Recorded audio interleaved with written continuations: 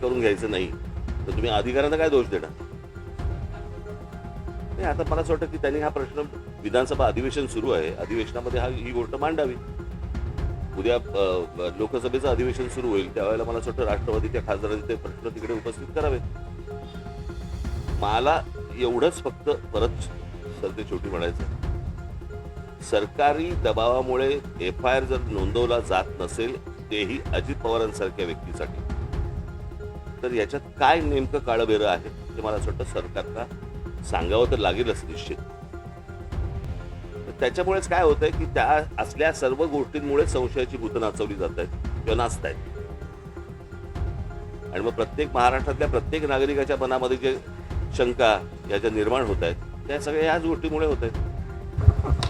ठीक आहे.